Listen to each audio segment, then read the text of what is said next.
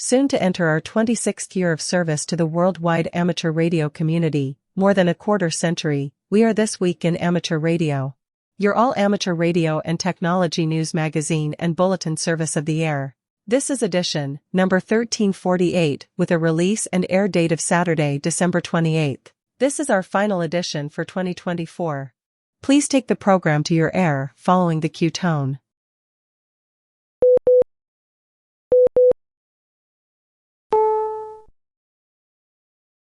On the air on the amateur bands around the world, and streaming on the internet since 1993, serving the amateur radio community with weekly amateur radio news and special features, we are This Week in Amateur Radio, the worldwide premier amateur radio and technology news magazine and bulletin service of the air. Here are the stories for release around the earth as we come to air with edition number 1348 of This Week in Amateur Radio.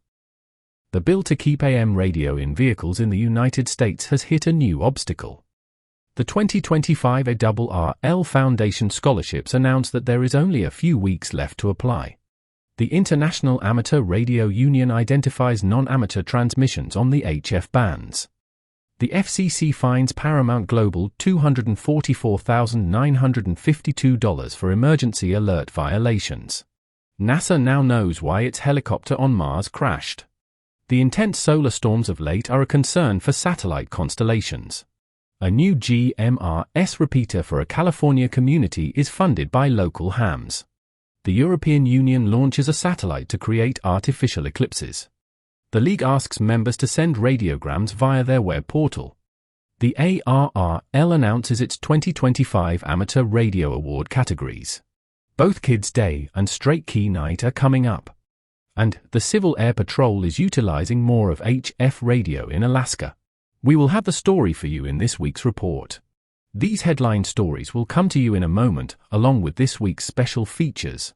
We'll visit with Bruce Page, KK5DO, and get an update from AMSAT and what's new with all those amateur satellites in orbit. Australia's own Onno Benschop, VK6FLAB, and Foundations of Amateur Radio will discuss his ongoing open-source project entitled The Bald Yak.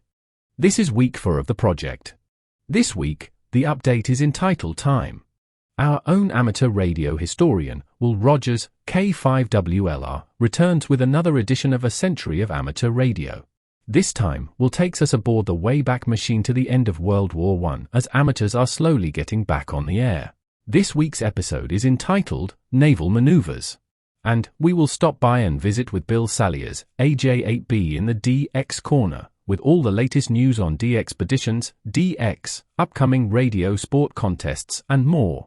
That's all straight ahead as North America's premier amateur radio and technology news magazine and bulletin service, This Week in Amateur Radio, our final edition for 2024, takes to the air right now.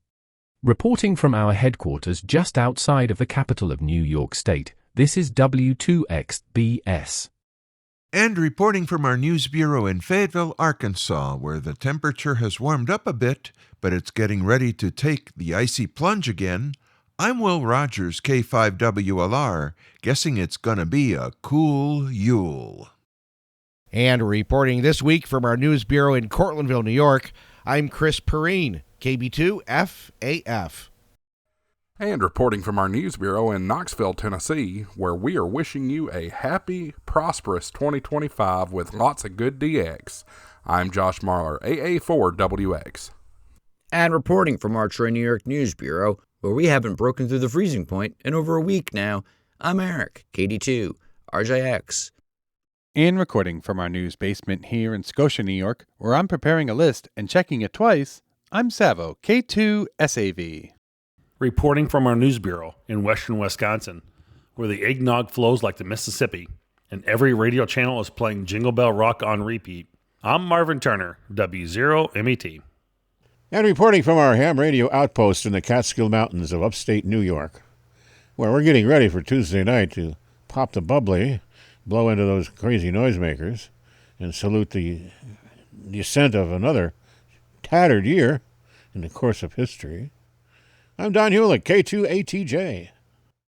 Leading off our news this week, it has happened before and here we are again. A bill to mandate broadcast radio in U.S. vehicles has died without lawmakers taking action. Here are the details. Despite bipartisan support for it in the U.S. Congress, the AM Radio for Every Vehicle Act fell victim on December 17th to scrambling by lawmakers in Washington, D.C. Those members of Congress faced a deadline to pass a measure that would keep the government funded through March 14th and avoid a widespread shutdown. CBS News reported that the lawmakers' stopgap spending measure reached mid-month would solve the greater issue, but in doing so would cut several items, including the AM radio mandate for vehicles. The National Association of Broadcasters was among those expressing disappointment, since AM radio is considered a valuable resource for transmitting public safety information during emergencies. The makers of some electric cars would like AM radio eliminated, acknowledging that their vehicles' electronic systems interfere with AM reception. The bill is not dead, however. Many advocates plan to take the measure up in the next session of Congress in 2025. The following is an update on DXCC application processing.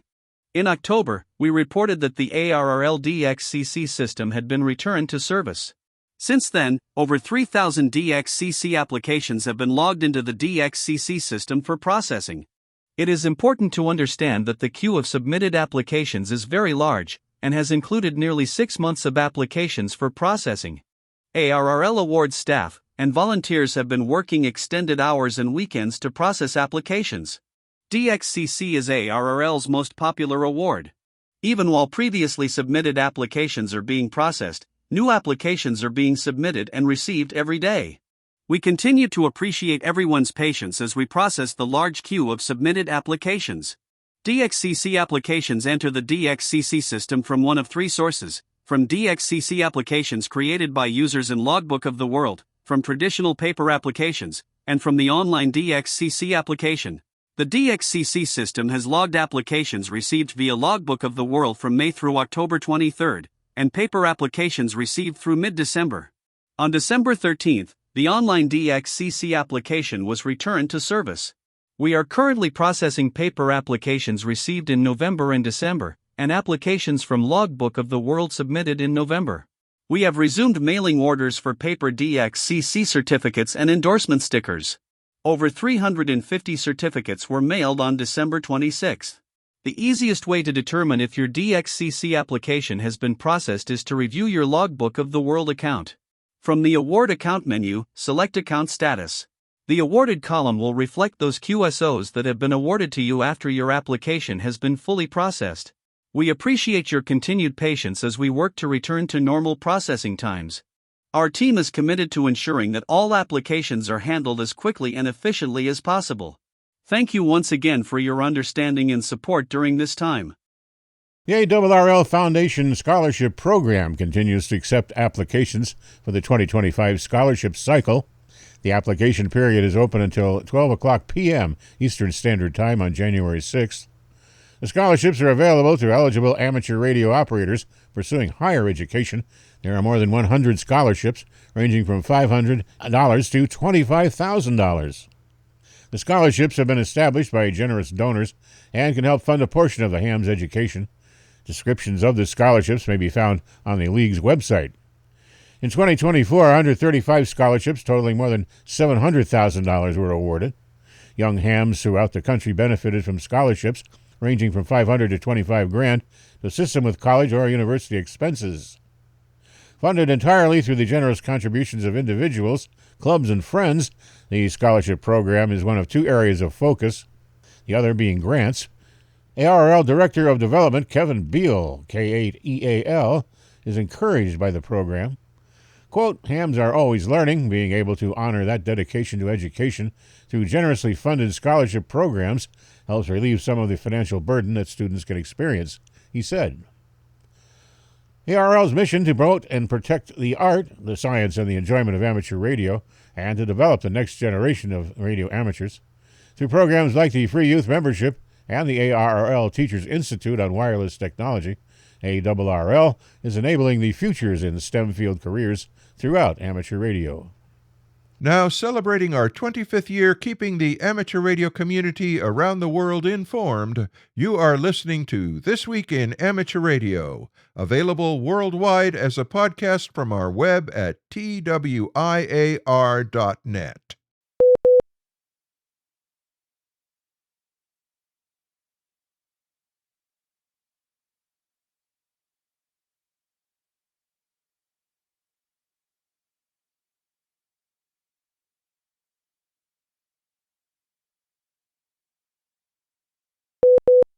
The International Amateur Radio Union monitoring system has released a log with accompanying video of hundreds of examples of non-amateur transmissions taking place across the amateur radio high-frequency bands during 2024. Examples include DRM broadcast from Communications University of China, Super DARN radars from across the globe, CODAR, British, over-the-horizon radars, as well as CBeers and pirate radio operators. All these hundreds of non-amateur transmissions, the majority of them long-lasting, are a big annoyance for the amateur radio operators that try to enjoy our hobby in the bands that are allotted for that purpose, as they drastically reduce the usable spectrum in these bands. In a recent issue of the NTS letter, the ARRL encouraged amateur radio operators to utilize the radiogram portal on the web to submit messages to friends and family. While plenty of NTS volunteers are standing by ready to relay radiograms, there's a need from hams to send messages. The League is making hams aware of the creation of a radiogram portal, a web-based application that allows hams and non-hams alike to utilize the national traffic system to move messages from one point to another. Developed by Jonathan Taylor, K1RFD, author of Echolink, the portal introduces the capabilities of the NTS and provides the ability to enter a message into the system. Messages converted into radiogram format by the software are then retrieved by authorized traffic handlers for entry into the national traffic system. These messages also provide third-party radiograms for practice in formal message handling and net operations.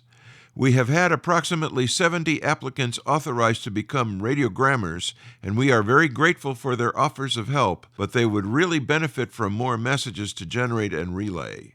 Check out the website and give it a try. Then let others know about it. Information can be presented to clubs, Aries groups, via newsletters, and of course to families and friends. No, it doesn't quite compete with email and text messaging for ease, speed, and instant gratification, but it is unique and an introduction to preparedness for emergencies. Sending radiograms helps volunteers hone their skills in preparation for emergencies. Kids Day runs from 1800 UTC through 2359 UTC on January 6th, 2025. Operate as much or as little as you'd like. The event is designed to give on-the-air experience to young people, to foster interest in getting a license of their own, and give older hams a chance to share their stations and love for amateur radio with their children. You can share the excitement with your own kids, grandkids, a scout troop, a church, or the general public. All participants are encouraged to post their story and thumbnail photos to the Kids Day Soapbox page. Tell the world about your operations, the fun you had, and the contacts you made. Remember, ARRL must have a completed release form in order to include youth photos younger than 18 years of age in ARRL publications. There will be a second ARRL Kids Day on June 21st, 2025. More information, including frequencies, suggested exchanges, and how to download a certificate can be found on Kids Day on the League website. ARRL Straight Key Night will be January 1st, 2025, from 0000 UTC through 2359 UTC. This 24-hour event is not a contest, but rather a day dedicated to celebrating our CW heritage.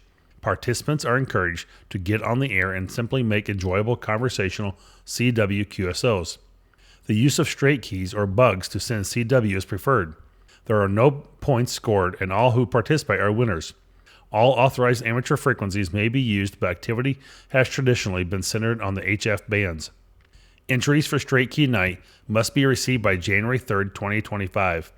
Votes for Best Fist and most interesting QSO will be tabulated and included in the results. Send your information to straightkey@awrl.org or by mail to ARRL Straight Key Night, 225 Main Street, Newington, Connecticut 06111. For more information, contact contest@awrl.org. The Whistler Group, a well-known electronics manufacturer with a product line that included radio scanners and power inverters, shut unexpectedly this month. A message on the website of the Bentonville, Arkansas business indicated the website was currently unavailable and gave no other details. The privately held company, which was founded in 1971, maintains its presence on LinkedIn and its YouTube channel, where a number of its products are showcased in videos. The Federal Communications Commission Enforcement Bureau said Paramount Global is being fined $244,952 for violations of emergency alerting rules, and the company has entered into a consent decree detailing how it will work to avoid future violations. The fine and decree follow an FCC investigation into allegations that various operations owned by Paramount improperly transmitted emergency alert system codes, the EAS attention signal or recordings, or simulations during 2 TV programs and 1 radio program. In the consent decree, Paramount admitted violations involving the syndicated Entertainment Tonight broadcast on October 25, 2023, and the CBS News Radio On the Hour newscast on June 6, 2024. It also admitted certain facts regarding an episode of Young Sheldon broadcast by the CBS television network on May 18, 2023. The FCC has rules against broadcasting emergency alert tones outside of emergency alerts because their regular use in programming might desensitize viewers and listeners, causing them to ignore actual emergency alerts. The FCC issued several significant fines regarding a variety of EAS rules in 2024 against such companies as ESPN and Charter Communications. The investigation into CBS News Radio began after Paramount emailed the FCC on June 7th, indicating that a news story concerning an event at Universal Studios may have improperly transmitted or caused to be transmitted an EAS tone or simulation thereof, the FCC said. The company said a top-of-the-hour newscast airing on 400 CBS News Radio affiliates at 4 p.m. Eastern on June 6th contained about 3 seconds of the EAS attention signal. Most affiliates carried the newscast, the FCC said. The investigation into the daily syndicated entertainment news magazine ET was also prompted by an email from Paramount. A brief excerpt of the broadcast EAS tones, lasting approximately 1 second, appears to have been aired during the October 24, 2023 episode of the program Entertainment Tonight, the company reported. The FCC also said it became aware the May 18, 2023 episode of the sitcom Young Sheldon airing on the CBS television network might have included an improper use of EAS tones, prompting an investigation. The EAS tones occurred during a scene in an episode titled A Tornado, A 10-Hour Flight, and A Darn Fine Ring, in which some of the show's characters are driving in a car in severe weather and become aware of an impending tornado, the FCC said. In South Africa, the South African Radio League announces its centenary technical symposium to take place on Saturday, March 22nd. To encourage as many as possible radio amateurs and technology enthusiasts in South Africa and beyond participate in the event, it'll be virtual and hosted on the WebEx video platform. The theme of the symposium is 100 Years of Technology in Amateur Radio, the Foundation for Continuous Innovation. The symposium will include a brief view of the exceptional contributions South African radio amateurs have made to technology and the opportunities for technology innovation taking amateur radio forward. During 2025, the SARL, with the aid of its members and associated clubs, will be on the air with a special event call sign of ZS100SARL. You're listening to North America's premier amateur radio and technology news magazine of the air. We are This Week in Amateur Radio, distributed worldwide at twiar.net.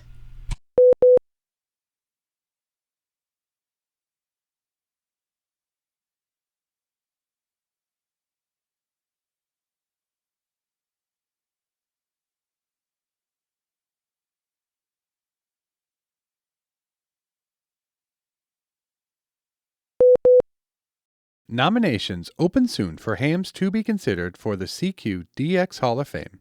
This award program was overseen by CQ Magazine and is now going forward under new stewardship. The International DX Association will be taking over the management of the CQ DX Hall of Fame, a program of CQ Magazine until publisher Dick Ross, K2MGA, became a silent key last April. Bob Shenek, N2OO, Vice President of Indexa, has announced that the nomination period opens on January 1st for inductees for 2025. Since 1967, hams whose names appear on the roll have done more than activate from challenging and remote locations. In many instances, they have been organizers of the trips and the skillful navigators of political and environmental challenges in those locales, promoting goodwill and avoiding controversy. The nomination period closes on March 1st. Names of potential inductees, along with supporting documents, can be sent to Bob via email, who is a member of the CQ DX Hall of Fame and was DX editor of CQ Magazine. His email address is n2oo@comcast.net. The subject line of the email must include the words CQ DX Hall of Fame. Inductees' names will be announced during the Southwest Ohio DX Association Dayton DX Dinner in May. It probably isn't hard to think of someone you know in the hobby who goes above and beyond in service to amateur radio, their club, their fellow hams, or their community. Volunteers are the very core of the amateur radio service, and that dedication is what carries the ARRL field organization. Excellence in on-air operating inspires the rest of us to do better, build better, and do better. The ARRL seeks your help in honoring the outstanding work done by hams through the ARRL Service Awards. There are a host of different awards which are divided into 4 categories: Education Awards, Media Public Relations Awards, Technical Awards, and Distinguished Service Awards. The Hiram Percy Maxim Memorial Award, named for the founding president of the ARRL, this award goes to a licensed radio amateur under the age of 21 who has made exemplary contributions to amateur radio and the local community. Nominees must be current ARRL members. The nomination deadline is March 31st of 2025. The ARRL Herb S. Breyer Award for instructors and teachers, honoring Herb S. Breyer, W9AD, who is a silent key. ARRL sponsored this award in conjunction with the Lake County, Indiana Amateur Radio Club to recognize the very best in amateur radio instruction and recruitment. The award goes to a licensed radio amateur and ARRL member who is an ARRL registered volunteer instructor or ARRL registered professional classroom teacher. Nomination deadline is March 15th of 2025. The ARRL Microwave Development Award recognizes a radio amateur or a group of radio amateurs who contribute to the development of the amateur radio microwave bands. Nomination deadline is March 31st, 2025. The ARRL Technical Service Award recognizes a radio amateur or group of radio amateurs who provide amateur radio technical assistance or training to others. Nomination deadline for this award is March 31st, 2025. The ARRL Technical Innovation Award recognizes a radio amateur or group of radio amateurs who develop and apply new technical ideas or techniques in amateur radio. Nomination deadline is also March 31st, 2025. The ARRL Philip J. McGann Memorial Service Antenna Award, honoring Phil McGann, WA2MBQ silent key, recognizes a radio amateur and ARRL member who has demonstrated leadership in successfully promoting amateur radio to the public. Nomination deadline is also March 31st, 2025. The ARRL Bill Leonard Award, honoring Bill Leonard, W2SKE, silent key, consists of 3 annual awards that are given to professional journalists or journalistic teams whose outstanding coverage highlights the enjoyment, importance, and public service contribution of the amateur radio service. The award is given in 3 media categories: audio, visual, and print. Nomination deadline, March 31st, 2025. The Knight Distinguished Service Award honors Joe T. Knight, W5PDY, silent key. The The award recognizes exceptional contributions by a section manager to the health and vitality of the ARRL. Nomination deadline is March 31st, 2025, for consideration during the July ARRL board meeting. And finally, the George Hart Distinguished Service Award, honoring George Hart, W1NJM Silent Key.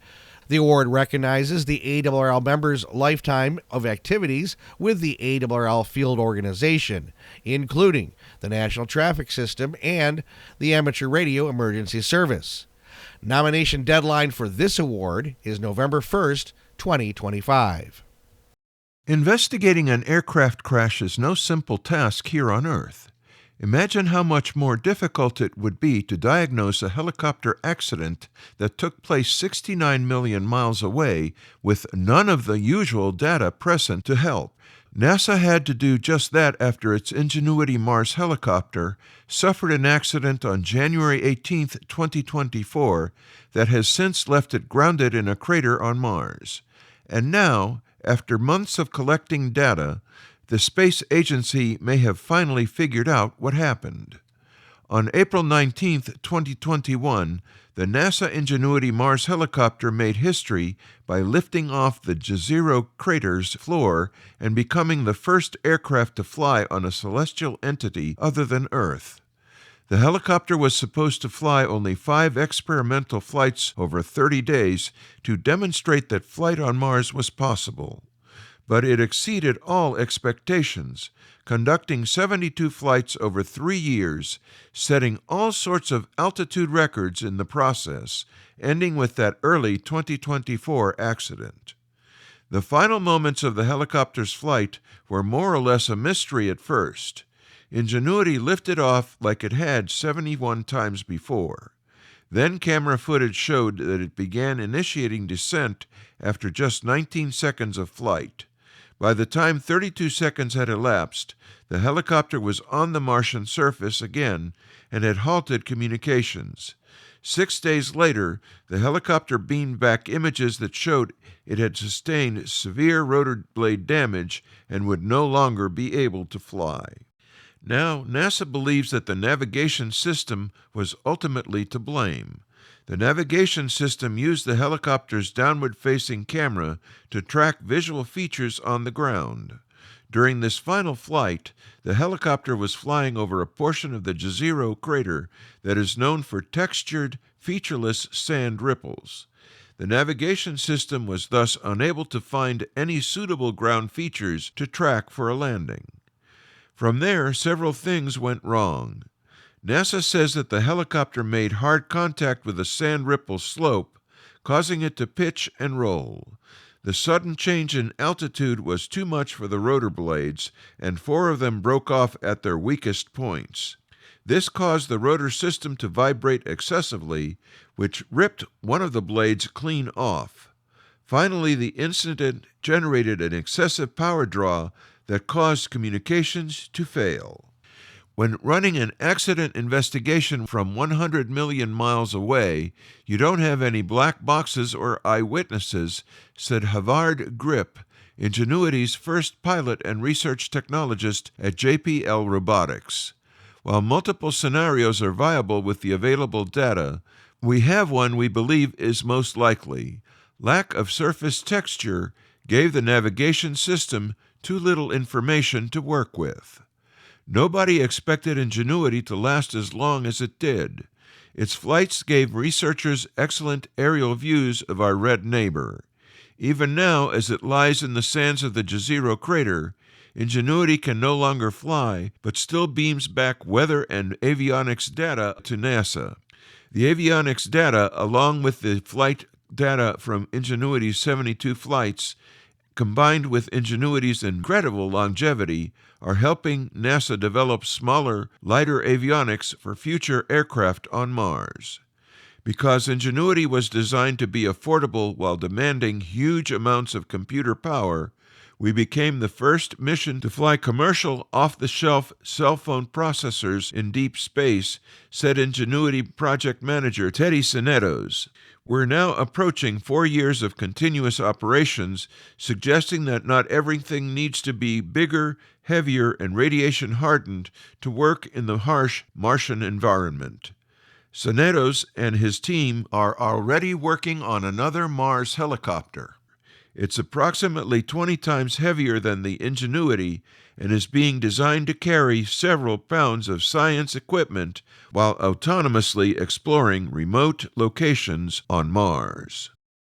You are listening to North America's premier news and information service for the amateur radio hobbyist. We are This Week in Amateur Radio.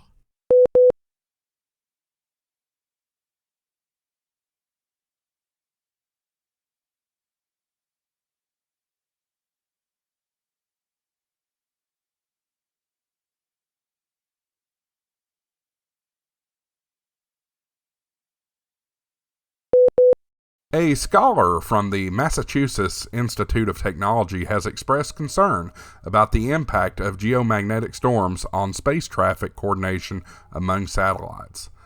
2 geomagnetic storms this year had a serious impact on low Earth orbit satellites after increased atmospheric density created drag affecting satellites' orbit.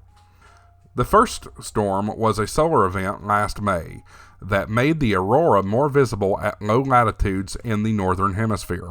The second storm was in October. Most of the satellites affected by these storms were part of Starlink's constellation. William Parker of MIT told a meeting of the American Geophysical Union on December 9th that the shift in orbits was not easy to accurately track, posing a greater likelihood of collisions. He called the phenomenon a mass migration of satellites. He called for better forecasting of space weather and the use of better models, saying such requirements were critical to being able to move forward with these kinds of operations in space.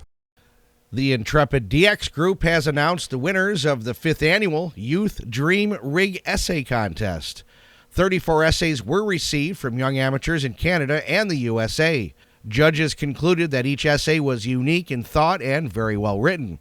Extra consideration was given for correct grammar, punctuation, and spelling.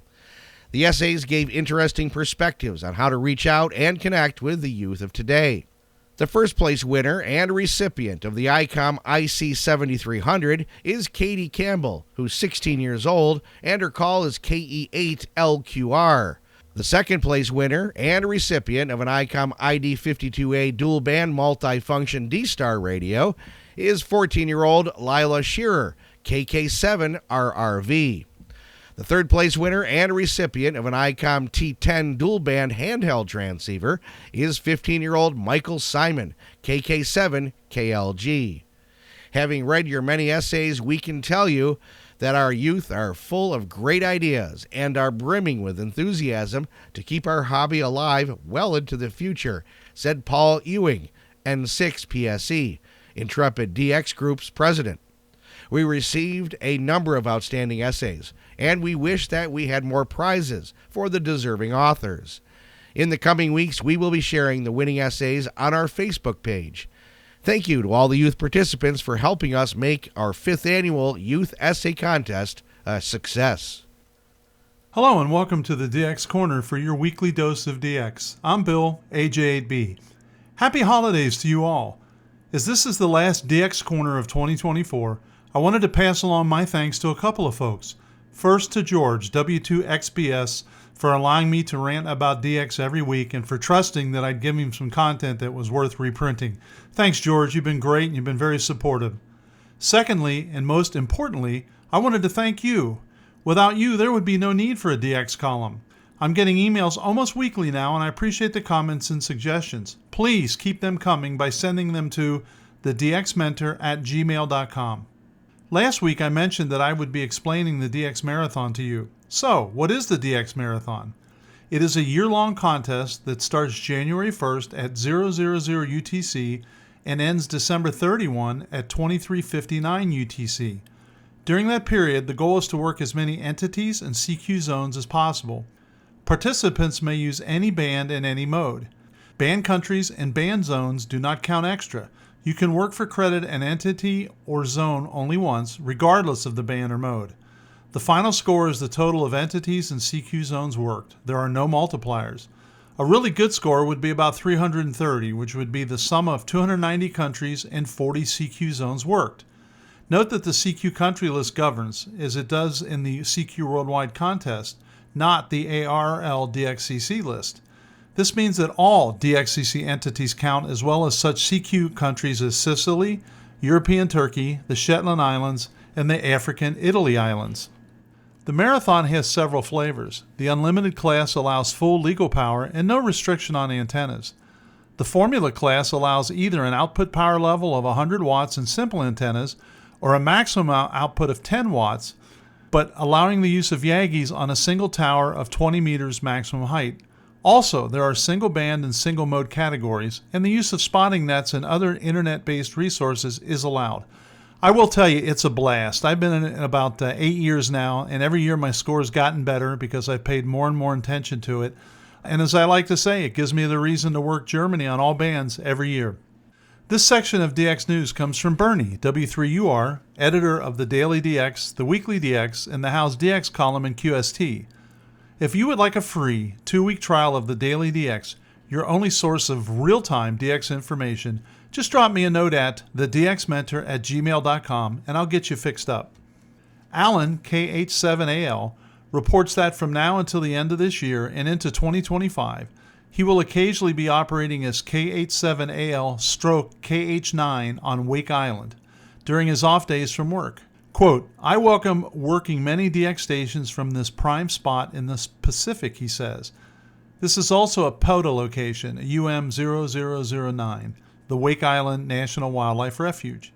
Alan has a Yaesu FT891 running 100 watts into a dipole antenna for 40, 30, 20, 17, 15, and 10 CW and sideband.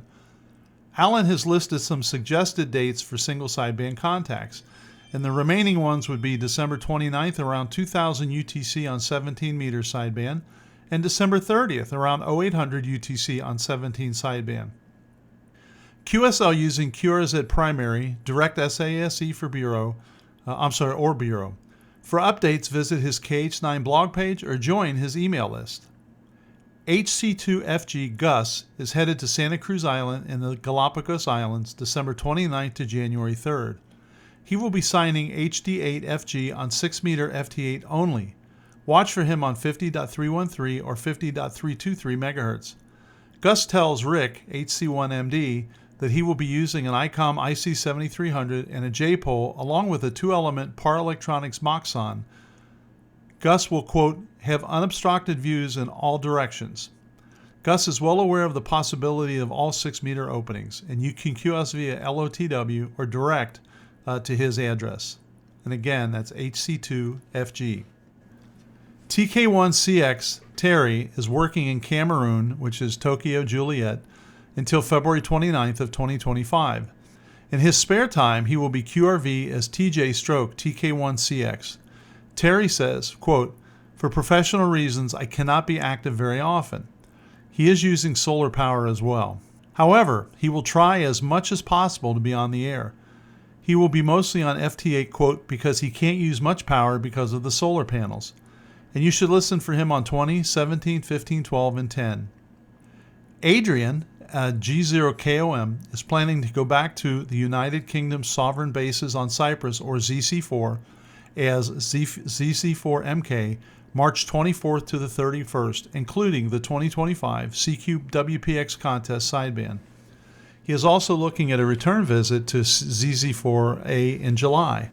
And this is one you need to track because in my 30 or so years of DXing, I've only heard this station activated, 8 or 10 times and worked them twice. So this is going to be one that you want to keep an eye on. The Intrepid DX Group has announced the winners of its 5th annual Youth Dream Rig essay contest. 34 essays were received from young amateurs in the U.S. and Canada. The first place winner and recipient of the ICOM IC7300 is Katie Campbell, who's 16, and her call is KE8LQR. The second place winner and recipient of an ICOM ID52A dual-band multifunction D-Star radio is 14-year-old Lila Shearer, KK7RRV. The third place winner and recipient of an ICOM T10 dual-band handheld transceiver is 15-year-old Michael Simon, KK7KLJ. Quote, having read your many essays, we can tell that our youth are full of great ideas and are brimming with enthusiasm to keep our hobby alive and well into the future, end quote, said Paul Ewing, N6PSE, Intrepid DX Group President. Congratulations to all winners and to all entrants. And really, congratulations to ICOM for sponsoring things like this. Ray at ICOM continues to push the envelope as far as getting youth involved, and I think it's a great deal. Until next week in this abbreviated report, this is Bill, AJ8B, saying 7-3, and thanks to my XYL Karen for her love and support. I hope you had a great Christmas, and I really hope you have a great New Year, but I will talk to you next week. And in the meantime, I hope to see you in the pile-up. Coming up next, This Week in Amateur Radio is presenting another chapter of A Century of Amateur Radio, Hams, Organizations, Events, Inventions, from the mind of Chris Cordella, W2PA, and his editing team. Each episode will bring a different aspect of early amateur radio history. Coming up right after station identification here on This Week in Amateur Radio.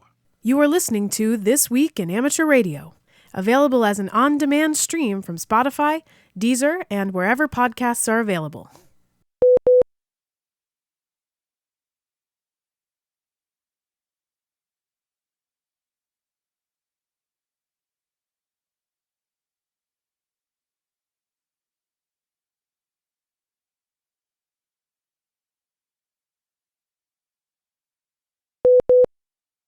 Welcome to the 21st segment of Ham Radio History, A Century of Amateur Radio, Hams, Organizations, Events, Inventions. I'm Will Rogers, K5WLR. A tip of the TWIAR hat to Chris Cordella, W2PA, for allowing us to use his website in the preparation of these programs. Now, here's the next chapter of Ham Radio History. Naval Maneuvers. Despite the political and regulatory control disputes between amateurs and the Secretary, the Navy well understood how much it had benefited from all the trained amateurs ready to volunteer for service during the war and the likelihood of needing them again someday. In August, the Navy announced it would begin broadcasting test messages containing weather information and text for code copying practice at 15 and 25 words per minute every night on 476 meters from NAJ, the Great Lakes Station, in order to maintain the interest of the radio amateurs and keep them in operating practice. The messages would be broadcast using a simple encoding, with the code ID number being sent first. Presumably this was the practice in decoding messages, but probably also to promote accurate copying without the benefit of context and word prediction. The Navy also asked the League for suggestions on how this might work better, a good sign of intended cooperation coming from a former antagonist in Congress. R.H.G. Matthews, who had served in the Navy during the war and was now ARRL Vice President, cited the historically tense relationship in his reply. The average amateur has always been a little afraid of the Navy, partly because he was not as well acquainted with it as he might have been, and partly because it was not as well acquainted with him and his uses as it could have been. But its inaction speaking louder than its words, the Navy had as yet done nothing to reopen amateur operation. In the August editorials, the lid referred not to a poor operator, but the one clamped down by the government on amateurs' operations. After getting hopes up for a planned August 1 lifting, and ARRL having drafted an editorial to that effect, the Navy declared the lid would not come off after all until the President had officially declared a state of peace. Of course, such a declaration would also mean the Navy would no longer be entitled to control the amateurs anyway. In other words, the Navy can let us start any time now, but refuses to until they can no longer prevent it, wrote Warner, and he speculated that amateurs may have to wait even longer for the Senate to ratify the President's declaration. Meanwhile, the Department of Commerce outlined its policy for amateur radio after resumption of operation. 1. All licenses have expired and everyone will have to be retested, this time at an increased code speed of 10 words per minute instead of 5. 2. A separate application for station license must follow the construction of a station. However, expecting of a flood of new applications, the department would allow operation to begin upon simply submitting a station license application. 3. Call letters would be issued from scratch. Old ones no longer existed, and it would not be possible to get them back. But then, in contradiction, they stated that if someone wanted his old call, he could apply for it and, if it remained unissued, could wait until that call came up in sequence. It wasn't quite clear who would do the waiting. 4. The department would not be issuing very many special licenses, which would be more restricted than before the war because of the anticipated increase of marine and air traffic. Our heart is heavy, friends, over this delay in getting back on the brass, but we know it will be only a short while yet, and then the days of real sport, wrote Warner. A draft of a new radio bill emerged in Congress on 28 August, proposing to repeal the 1912 law. This time it provided for various classes of service, including amateurs, but placed regulation under the authority of a technical radio committee, which would have a member from each department of government, instead of laying out such regulations explicitly in the bill itself. This would place governance of amateur activity in the hands of a committee without public hearings or other recourse should they decide to regulate amateurs out of existence. Although the bill recognized amateur radio explicitly, it was still clearly unacceptable. As fall arrived, full 10 months after the armistice, mounting impatience led ARRL to investigate the lack of action in Washington. They discovered there was more to the issue than simply waiting for official peace to break out. Yet another proposed bill appeared, this one authorizing the Navy to use its stations for commercial purposes. At the same time, Navy Secretary Daniels wrote to both houses of Congress asking them to further consider establishing a commission to study the radio problems, authorize the President to define wavelength bands for different classes of work, give the Navy monopoly over ship-to-shore and intercontinental radio, authorize the Navy to use its stations commercially, and assist companies in developing radio. In response, the Senate Committee on Naval Affairs asked the Navy to draft legislation for its consideration, while in the House the Committee on Merchant Marine and Fisheries was also taking up the matter. The ARRL expressed alarm that there was no mention of amateur radio at all in this exchange, distrusting the Navy because of its previous attempts to eliminate amateur radio. And since the reopening was being delayed personally by the Secretary of the Navy, with no stated reason given, the League suspected that they wanted to push through a bill before losing control under the current law. This time, however, the Navy expressed sympathy for the amateurs and a desire to eliminate the distrust. While the League viewed the lack of any mention of amateur radio as non-threatening per se, it took the position that such an omission would leave amateurs in legislative limbo and made it clear that any new bill must explicitly define amateur radio status. The Office of Naval Communications reacted by inviting the League to express its views on how amateur radio ought to be recognized in the new law. The Board of Direction would formulate a response and arrange for League representation at the congressional hearings. There was still no lifting of the transmitting ban in sight. Assistant Secretary of the Navy Franklin Delano Roosevelt assured the League that he would personally radio Mr. Daniels about it, not telephone, telegraph, or write him, mind you, and amateurs might hope to know their status soon. Warner commented that the whole proposition is so basically unjust, so uncalled for, that we do not believe it will long obtain. This seems to be an entirely different matter from the question of a Navy monopoly on commercial radio, and we see no reason why we should be compelled to await the ratification of the treaty, an act that from present appearances might be judged to be several months off. Members were urged to appeal to their representatives. A quick break for identification purposes. You're listening to This Week in Amateur Radio. I'm Will Rogers, K5WLR.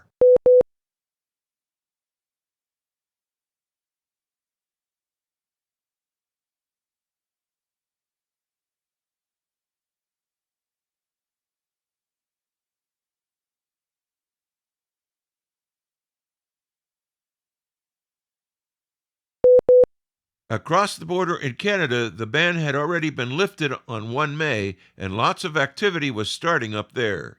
Canadian hams were regulated in wavelength according to their proximity to a government station, 50 meters if within 5 miles, 100 meters within 25 miles, 150 meters within 75 miles, and half a kilowatt maximum primary transformer input power. Before the war, Canadian three-letter call signs starting with X were issued, but now they would begin with numbers as they were in the U.S. A correspondent reported in QST that when war had broken out and the ban went into effect, the police in Canada took the additional step of confiscating essential parts of amateur stations. Hams had reacted by actively trying to hand over comparatively worthless substitutions, such as an old loading coil, to avoid confiscation, believing they would otherwise never again see their parts. Daniels only knows was the answer to why hams in the U.S. were not yet opened up and back on the air, according to an October editorial. It was another jab at the Secretary of the Navy, who was the only person standing between amateurs and their transmitters.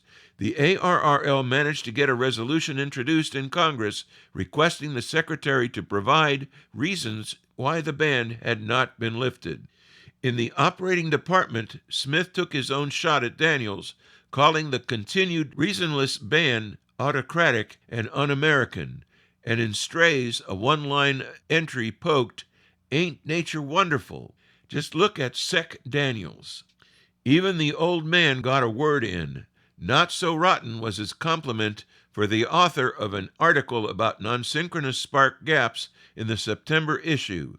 TOM bade him to live long and prosper, nearly 50 years before Spock would trademark the phrase. He extolled the virtues of his own rotary gap, Old Betsy, never having seen a better set, but now thought this one might have her beat. He ended with his own jab at the Navy for being late in lifting the ban. "Don't our folks know the war is over?" he asked, suggesting somebody send a postal to the Navy and let them know it was all over months ago. "I am an American, and I want my liberty the same as the Canadians have theirs." H.C. Goller, the New England radio inspector, wrote to answer a question he'd received from droves of amateurs, specifically, "What's the future of amateur radio?" He first expressed belief that amateurs would be largely self-regulating. Amateurs who had left for the war as boys were returning as men, expecting to be operating a more sophisticated set of gear with a more sophisticated way of thinking about radio and operating. He used wooden to describe the old childish ways and Bakelite for the modern. Are these men, having done their bit with Bakelite sets, going back to the wooden sets of their childhood in the radio game? No, they are not. They are going to have Bakelite amateur radio activity. Wooden operators, wooden apparatus, and anything else wooden in the game will either be taboo or else be made to look like the real thing, and the kids of yesterday will accomplish these results by their influence much better than the laws would. While it would be surprising today, it was not unusual to find a government official, in this case Goller, writing a letter to QST to address amateurs while also joining as a member. He well remembered the response of volunteers when the war first began, and believed that only by effective organization could amateurs be of service. The government was also wiser now as a result of this, and amateurs therefore should not worry about what it would do in the years ahead. His advice was to organize and improve. The government could not afford to do without the amateurs. Included in this material are quotes from the following: Navy starts amateur tests, QST, August 1919, page 11. The Lid, editorial, QST, August 19, page 13. The Amateur Situation, QST, September 1919, page 5. Our Canadian Cousins, Radio Communications by the Amateurs, QST, September 1919, page 27. Daniels Only Knows, editorial, QST, October 1919, page 11. The Old Man, Not So Rotten, QST, October 1919, page 7. H.C. Gawler, Communications by the Amateurs, QST, October 1919, page 26. With appreciation to Chris Cadella, W2PA, for the use of his website's materials, Ham Radio History, A Century of Amateur Radio, Ham's Organizations, Events, Inventions, I'm Will Rogers, K5WLR, reporting for This Week in Amateur Radio. The Mile High Radio Club in California isn't just in favor of growing amateur radio as a public service, it wants to see radio in general become a public service asset.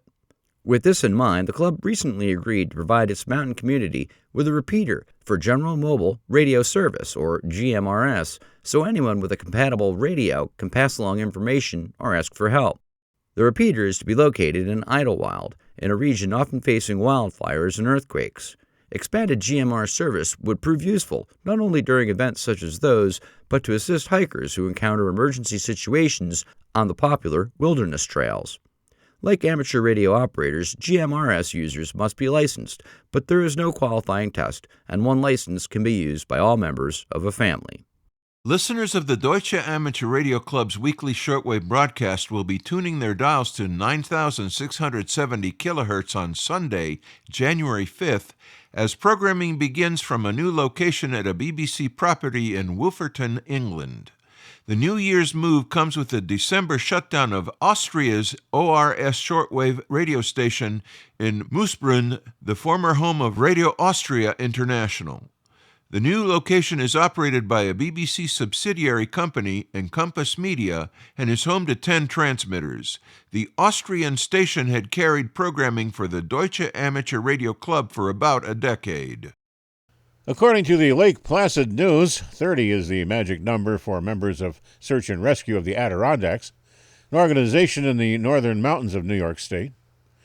Known by the acronym SARNAC, the group is marking its 30th year with a core of 30 volunteers. It's also preparing for the arrival of 30 new radios, the result of a grant of more than $6,000 from the town of North Elba. This will enable SARNAC to continue its mission to support search and recovery missions by replacing its second-hand fire department radio with updated communications equipment. The new radios will have longer-lasting batteries and a greater range than the 40-kilometer radius surrounding the local repeater. They will also have digital capability. Coordinator Jeff Berry, KE2DKA, told the Lake Placid News that SARNAC has been experiencing a resurgence since the challenges of the pandemic eased up, and is inspired to expand its community engagement. He said volunteers have already begun doing more local public service activities, providing support to major races and other events, including the 90-mile Adirondack Canoe Classic. SARNAC has had support, too, from the local ham radio clubs, including the Adirondack Amateur Radio Association and the High Peaks Amateur Radio Group. Although SARNAC members such as Elena Lumby, KE2DJC, and Joe Shoemaker, K2SHU, already have their ham licenses, the group plans to use the grant money to help fund training so that more research and rescue team volunteers can become hams too. That will hopefully carry them and SARNAC's important work for at least another 30 years. A small city will be springing up seemingly overnight in Queensland, Australia, as thousands of scouts set out for the Maryborough Showgrounds and Equestrian Park.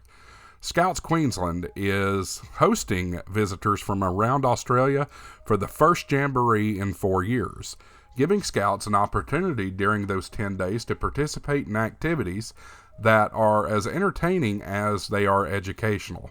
Everything from rock climbing and archery to cooking and attending concerts. Naturally, amateur radio will be involved.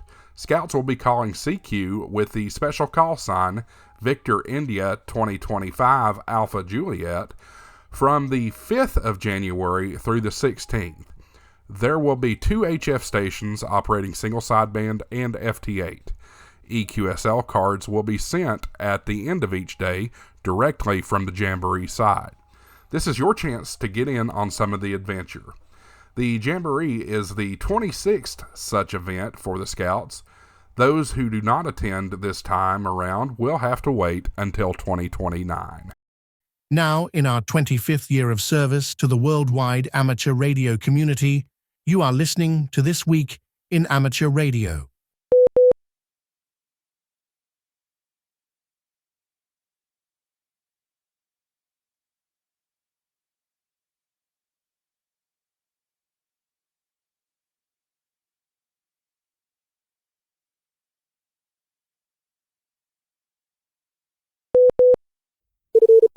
Foundations of Amateur Radio. In the analog world, you throw up an antenna, turn on your radio, tune to a station, and sound comes out. Aside from propagation restrictions, you don't particularly care when you do this. In contrast, if you fire up a whisper or weak signal propagation reporter, each transmission lasts 110.6 seconds, every 120 seconds, starting on the even minute. An FT8 signal takes 12.6 seconds within a 15-second window. In other words, to use Whisper or FT8, you need to both transmit and receive at the right time for this to work. You don't need to go to modern modes to get the idea that time matters. Listening to any CW signal will give you an idea that time and timing is important. To give you a sense of what I mean, if you turn on your radio in the middle of a da, in the middle of a letter, you're likely to hear the wrong symbol, perhaps decoding the partial da as a dit, and missing the first part, hearing a partial letter Q, da dit da, as a dit da, the letter U, and that is completely ignoring the interletter and interword spacing. The point being that time matters for radio signals. So, if we're going to build a system that can handle radio signals inside a computer, we'll need to deal with time. Decoding is one thing, but what if you want to compare 2 radio signals from 2 different antennas? You can build a direction-finding tool consisting of multiple antennas that can determine the direction of a signal by calculating the difference in time between when a signal arrived at one antenna and when it arrived at another. Of course, the distance between each antenna matters, so we'd need to deal with time in such a way that we can actually measure this. RF travels about 30 centimeters in a nanosecond. If that's not enough, what happens if you're digitizing an analog signal and sending it across the network to be processed? Not only do you need to track if information arrived at its destination or was lost in transit, if you're combining multiple signals, you'll also need to know when the information was captured. Which brings us to something entirely different, and perhaps surprising. If I say now, that moment is not the same for everybody on the planet.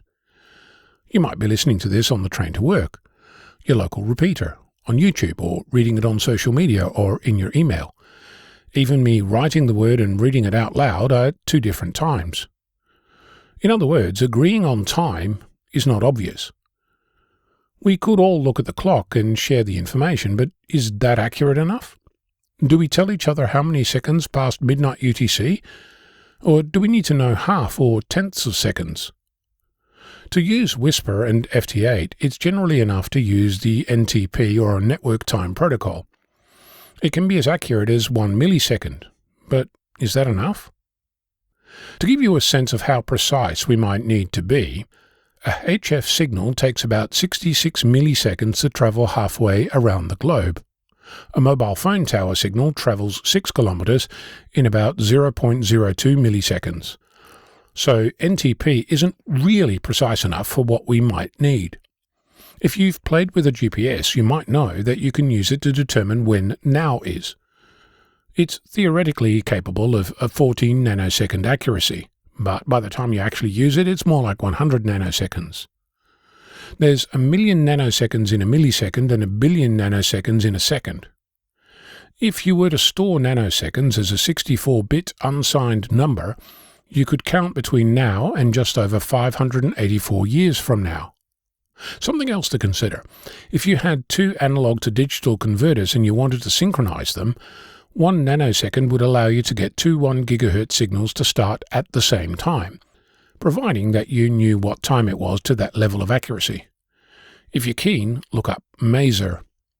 Before you point out that this means we'd be limited to anything below the 23 centimeter band at 1.2 gigahertz, I'd like to mention that this is about representing all of it, 0 Hz to 1 GHz, as one chunk of spectrum at the same time.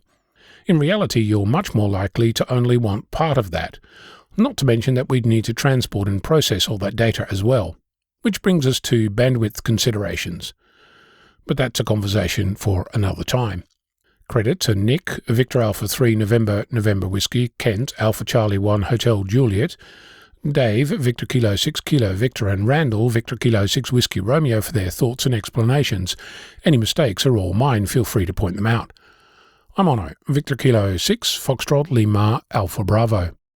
Bruce Page, KK5DO, is here now with this week's AMSAT report. Bruce? Thanks, John. I think it is only appropriate that after we have finished celebrating A07's accomplishments and birthday, that we recognize SAUDISat 1C, or SO50. It has been in orbit 22 years as of December 20th. This satellite has become the workhorse for FM contacts as it is still operating very well. If you are an avid or just a beginner CW operator, AMSAT will have the AMSAT CW Activity Day on January 1st from 0000 UTC until 2359 UTC. Straight keys and bugs are encouraged, but not required. No logs are needed. However, you are encouraged to submit a report of your activity on the AMSAT BB. Post photos and clips on X using the tag @AMSAT or #AMSAT. As this is our final satellite update for the year, all of us at AMSAT would like to wish you a very happy holiday season, and may you continue to have many satellite contacts. This is Bruce Page, KK5DO. Back to you, John. And thanks, Bruce, for that report. NASA announced on Tuesday the latest delay in the homecoming for Butch Wilmore and Suni Williams, KD5 PLB.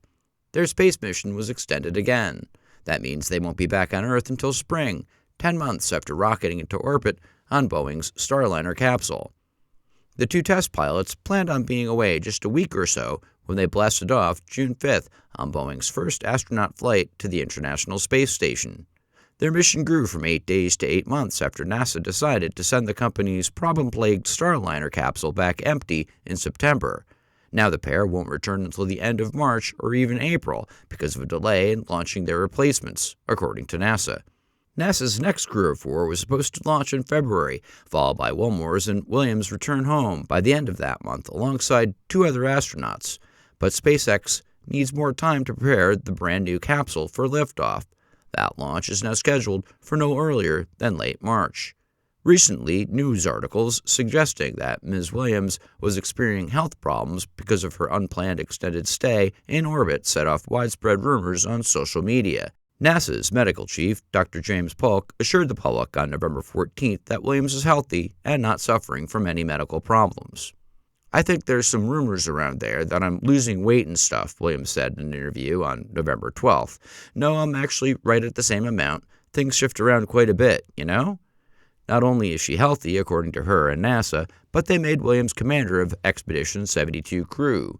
As KD5 PLB, she continues to be an active participant in AIR's contacts during her time aboard the ISS.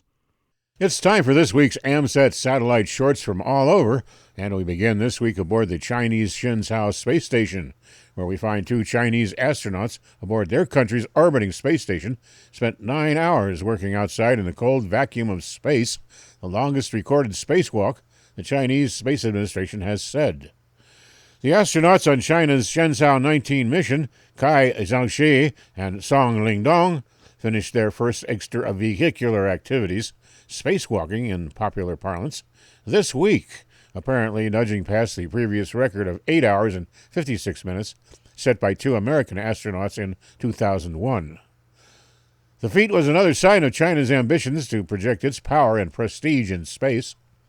And we end this week with news from the SpaceX, where the first Block 2 version of the giant SpaceX Starship, Ship 33, has recently been rolled out for testing and completed its first static fire test.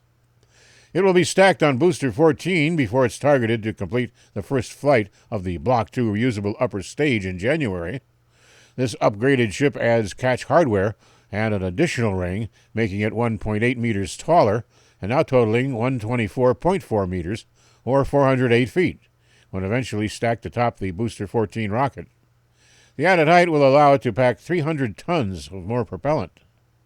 You're listening to North America's premier amateur radio and technology news magazine of the air.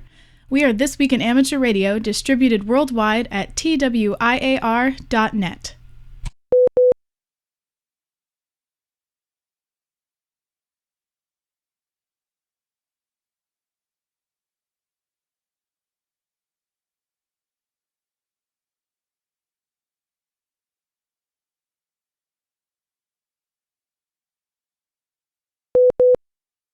Eclipses can generate ripples in the Earth's atmosphere called atmospheric gravity waves.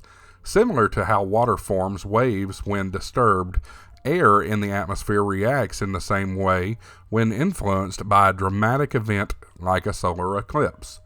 During the April 8, 2024 total solar eclipse, scientists observed the ionosphere, the charged layer in the Earth's upper atmosphere, rising in altitude during the eclipse and descending back to its normal height following the event.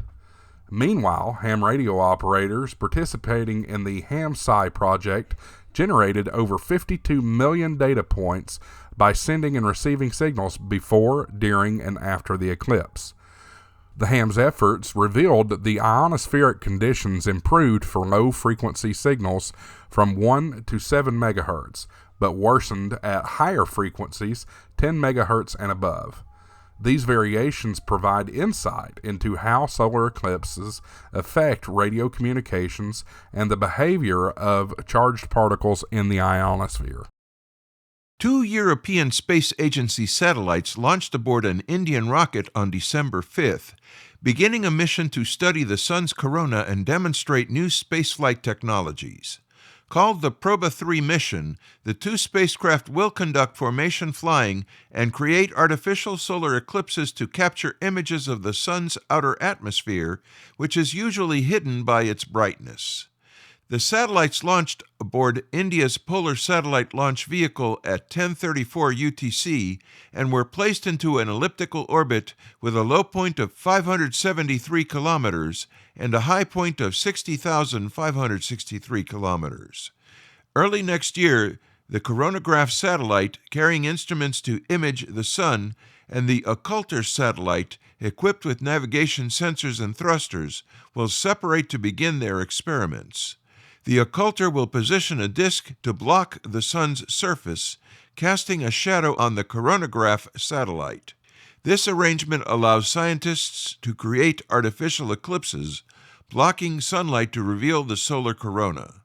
Natural solar eclipses offer only brief observation windows, and traditional coronagraphs on single spacecraft face challenges like diffraction.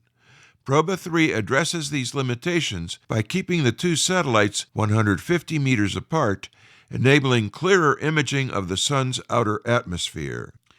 Proba 3 uses advanced navigation technology, including inter-satellite radio links, cameras, and a laser ranging system. This system maintains millimeter-scale precision between the satellites, allowing them to create artificial eclipses lasting up to 6 hours. The mission aims to conduct at least 1,000 hours of such observations during its 2-year operational phase. The mission's scientific goal is to observe a part of the corona that existing instruments cannot study. This region is critical for understanding solar phenomena such as coronal mass ejections and the acceleration of the solar wind, which affects space weather and Earth. The mission will also capture high-frequency images to study plasma waves and jets that may heat the corona and drive the solar wind. Proba 3 also serves as a test of formation flying technology. ESA officials hope the techniques demonstrated will be used in future missions, such as Mars sample return or space debris removal. Proba 3 is an important step toward more complex space operation, said Joseph Aschbacher, ESA's Director General. This mission shows how smaller aircraft can work together to achieve goals that were not possible before. FCC Chairwoman Jessica Rosenworcel has proposed allocating more spectrum for space launch communication. The proposal, announced on December 19th, would reallocate the 2360 to 2395 MHz band on a secondary basis for space operations. Rosenworcel said this will provide certainty and predictability for commercial launches. According to the release, these rules would add spectrum to support space launch activities and build upon Commission action in 2023 that will enable companies to conduct launch activities without needing to request temporary authority from the FCC for every space launch. Rosenworcel has asked her fellow commissioners to vote on the proposal prior to December 25th, which is a statutory deadline set in the Launch Communications Act. We are living in a new space age with more frequent and lower-cost launches, creating all kinds of innovative opportunities for space technology, Rosenworcel said. By identifying more bandwidth for vital links to launch vehicles, we are making it simpler for new competitors to get consistent access to the spectrum they need.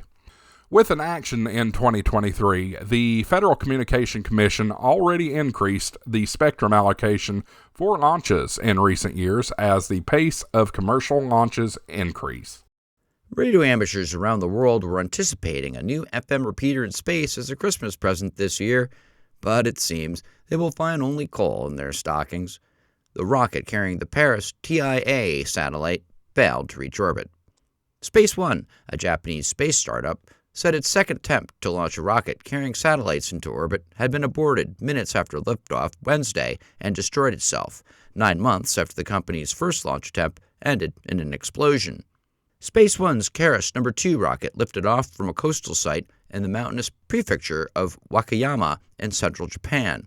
The company said it had aborted the flight after concluding that it was unlikely to complete its mission. "We are very sorry that we could not achieve as far as a final stage for the mission," Space One President Masakazu Toyoda told a news conference Wednesday. "We don't consider this a failure because we are getting valuable data that will help our pursuit toward our next challenge." He said he hoped to find the cause to address the problems as soon as possible to achieve the success next time.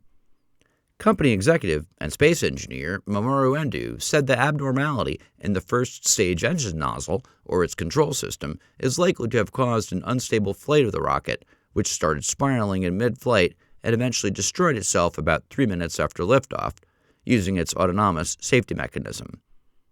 The Keras No. 2 rocket was carrying 5 small satellites, including one from the Taiwanese Space Agency and several from Japanese startups. The Taiwanese satellite was a Paris TIA and a 3U CubeSat that featured an FM crossband repeater as well as an APRS digipeater to provide global amateur activities at the same frequency of ISS APRS channel 145.825 MHz. A second Taiwanese amateur satellite, Paris TI, carrying an APRS soar and forward systems, is still scheduled for launch next month on a SpaceX mission. Both satellites were constructed by students at National Formosa University. Space One said it had fixed the cause of the debut flight failure, which stemmed from a miscalculation of the rocket's first-stage propulsion. Japan hopes the company can pave the way for a domestic space industry that competes with the United States. We pause for stations along the network to identify. We are This Week in Amateur Radio, available as a direct download on our website at www.twiar.net.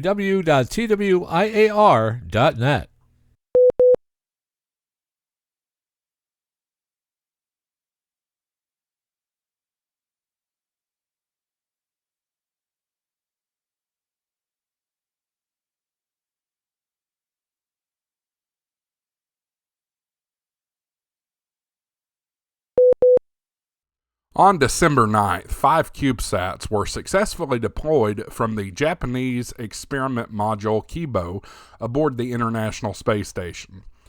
The deployment was part of JAXA's JSSOD number 30 mission and included Den-Den-01, LignoSat, Anglai-Sat, Yadaka, and Yomogi satellites. 2 of these satellites, LignoSat and Yomogi, have received previous IARU coordination to operate over the amateur radio frequencies. LignoSat was developed by Kyoto University and Sumitomo Forestry Company Limited. This CubeSat tests the use of wooden materials in space by measuring strain, temperature, and geomagnetism, along with detecting single event upsets. Amateur radio satellite enthusiasts were ready to decode telemetry from the satellite this week, but unfortunately there has been no reported reception of either CW or AX25 packets on the satellite's coordinated frequency of 435.820 MHz. Den-Den-01 was developed by Kansai University and partner institutions. Its mission includes testing advanced nanosatellite technologies such as temperature-stabilizing devices, thin solar modules, and compact S-band communication systems. The satellite also supports educational activities and data analysis using compact hyperspectral camera. Anglai-Sat is a 6-unit CubeSat co-developed with the Taiwan Space Agency, the University of Tokyo, and ArcEdge Space Incorporated. It features a telescope for high-resolution Earth imaging using time-delay integration technology. This mission aims to produce clear and high signal-to-noise ratio images for Earth's observation. Yomogi was developed by the Chiba Institute of Technology. Its mission combines environmental monitoring and engineering education. The satellite observes red tide in Tokyo Bay, monitors water pollution in Uganda, and utilizes APRS to send sensor data to ground stations. Many 4800 baud GMSK telemetry packets have been received and decoded over the past few days, indicating the satellite is functioning well. Yodaka was developed by ArcEdge Space Incorporated and other collaborators. It features a store and forward communication mission, collecting and retransmitting text messages from users on Earth, as well as a camera mission to capture Earth imagery. These activities support educational programs at Iwate Prefecture, Hanamaki Kita High School, and rural revitalization efforts in Hanamaki City. Amateur radio operators and educational institutions are actively participating in tracking and analyzing data from these satellites. In the hopes of increasing its responsiveness to emergencies throughout Alaska, the Alaska Wing of the Civil Air Patrol is expanding its HF radio capability to make it more robust. Major General Torrance Sachs, Commissioner of the Department of Military and Veterans Affairs, said that the state has a highly strategic geographic location, giving it prominence in homeland defense matters. He said that the ability to communicate better with the Alaska Wing is, in his words, paramount in both natural disasters and emergencies. He said that expanding their HF capability is expected to improve communications with local, state, regional, and national agencies during those scenarios. Major General Sachs set a goal for testing and deployment of equipment and operators no later than March of 2026. He said the first priority will be to establish reliable redundancy on HF radio systems using basic voice. Data transmission could come later. Meanwhile, 4 of the new HF radios were used in recent communications exercise and successfully contacted states as far away as New Hampshire, Alabama, Colorado, and Arizona. The Civil Air Patrol is now looking to identify members of various squadrons who are willing to be trained to participate in emergency HF communications. This Week in Amateur Radio is holding open auditions for news anchors for the weekly national worldwide amateur radio news service. If you have a good radio voice and can reliably read provided news copy, we are looking for you. This, of course, is an all-volunteer position. An amateur radio license is not required. You must have a high-quality microphone, headset mics are not used, and be familiar with audio editing software to record and edit your finished news stories before uploading. If you would like to try out for a weekly or bi-weekly anchor position with North America's premier amateur radio news on air and podcast, please send an email to our producer, George, W2XBS. You can include a sample MP3 of yourself reading news copies sent as an attachment to W2XBS77@gmail.com. That's whiskey, the number 2, X-ray Bravo Sierra 77@gmail.com. Be sure and use Anchor Audition in the subject line. Please include your phone number and a good window of time for a callback to discuss your submission and our operating logistics to see if This Week in Amateur Radio is a good fit for you. We hope to hear from you soon. This Week in Amateur Radio is heard all around the world on the amateur bands and on great repeater systems like the KB3 CNN Gateway FM Association repeater on 146.730 MHz every Tuesday evening at 7:30 p.m., covering the wide area of western Pennsylvania, Ohio, and West Virginia. If your repeater system carries This Week in Amateur Radio, let us know via email, and we will mention your station in an upcoming edition. Send your information to W2XBS77@gmail.com. Many of the news and information items heard in this edition of This Week in Amateur Radio have been provided by the American Radio Relay League, the ARRL Audio News Service, and the ARRL Letter, AMSAT, the Radio Amateurs of Canada, the Shortwave Listening Post, the Federal Communications Commission, the Radio Society of Great Britain, and Ofcom, the South African Radio League, the International Amateur Radio Union, the Wireless Institute of Australia and the Australian Communications and Media Authority, the New Zealand Association of Radio Transmitters, the Amateur Radio Newsline, the Rain Hamcast, Eric Guth, 4Z1UG and QSO Today, QRZ.com, the International Telecommunications Union, the 425DX News, Parks on the Air and the Soda Reflector, and various news sources on the Internet. With special thanks to all our weekly news sources and to you, our listeners, that wraps up this edition of This Week in Amateur Radio. If you'd like to write to us, you can find everything you need, including archive editions of the news service, at our website at twiar.net.